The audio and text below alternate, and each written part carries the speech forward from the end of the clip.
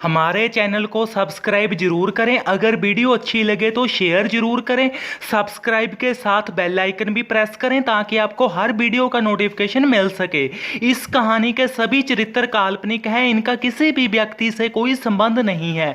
ये शिक्षापूर्ण कहानी है, कृपया जरूर सुने और शेयर कीजिए।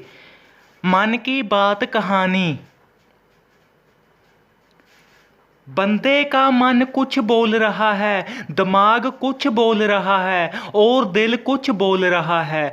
सबसे पहले तो हमें इनको तीनों को ही बैलेंस में करना जरूरी है, तो ही हम अच्छे से अपनी लाइफ जी सकते हैं। हम आपको इसके ऊपर एक कहानी सुनाते हैं। एक समय की बात है कि एक गांव में एक बंदा रहता था। वह लकड़ी काटने का काम करता था, लेकिन उसके मन में कुछ और ही चल रहा होता है कि मैं अगर ये बन जाऊं, वो बन जाऊं। ऐसे ही बस फालतू की बातें उसके मन में चल रही होती हैं और काम वो आरे पे लकड़ी काटने का कर रहा होता है। फिर उसके दिल में ख्याल चलने लग जाता है कि मैं क्यों ना सो ही जाऊं, काम करूं ही ना। ऐसे ख्यालों की वजह से ही उसका हाथ कई बारी कटने से बचा था, लेकिन फिर भी उसको चैन नहीं थी। वह कुछ ना कुछ अपने दिमाग और दिल दोनों में ही चलाता ही रहता और आप साथ में ही काम भी करी जाता। काम पर जरा सा भी ध्यान देता ही नहीं था। और एक दिन उसकी जे अनगहली की वजह से ही एक उंगली कट जाती है और उसको दुख भी बहुत होता है।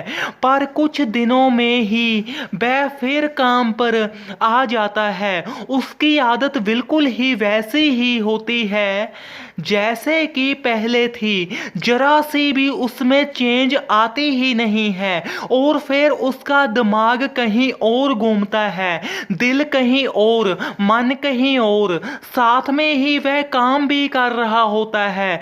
फिर कुछ दिन तो ऐसे ही निकल जाते हैं और फिर एक दिन उसका एक पूरा हाथ ही कट जाता है। उसको बहुत सा दर्द भी होता है। फिर वह कई दिन काम पर नहीं जा पाता, पर फिर भी वह ऐसा ही रहता है, जरा सा भी सुधरता ही नहीं है। इतनी घटनाओं के बाद में भी फिर वह कुछ दिन आराम करके फिर काम पर आ जाता है। काम का मालिक रोकता भी है कि अब तेरे से ये सब नहीं होगा, अब तुम रहन दो। मगर वो किसी की सुनता थोड़ी था। वो बोलता है मैं काम यहीं करना है और कर भी लूँगा। तो मालिक बोलता है ठीक है, जैसे तेरी मर्जी। तो वह एक हाथ से ही कई दिन तो काम करी जाता है। फिर भी उसका दिमाग कहीं पर घूम रहा होता है, दिल कहीं और घूमता है और मन कहीं और घूम रहा होता है। तो वह एक नहीं अब की कई बार आरे से बचा होता है। उसे परमात्मा ने एक नहीं कई मौके दिए थे कि अब भी सुधर जाओ, पर वह तो हर टाइम कुछ ना कुछ सोचता ही रहता था। फिर ऐसे ही ध्यान से काम ना करने की वजह से ही उसके एक दिन थोड़ी सी चोट भी लग गई, जैसे कि उसे भगवान ही बता रहे हों कि अब भी सोचना छोड़ दे। पर वह कहाँ हटता था, फालतू की बातें उसके मन में चली ही जाती थी, साथ काम करी जाता था। काम में ध्यान होता नहीं था, बस सोची ही जाता था। एक दिन उसी टाइम पर अचानक से मालिक आ गया, जिस टाइम वो आरे में आने ही वाला था। फिर उस आरे वाले ने उसको काम से ही निकाल दिया।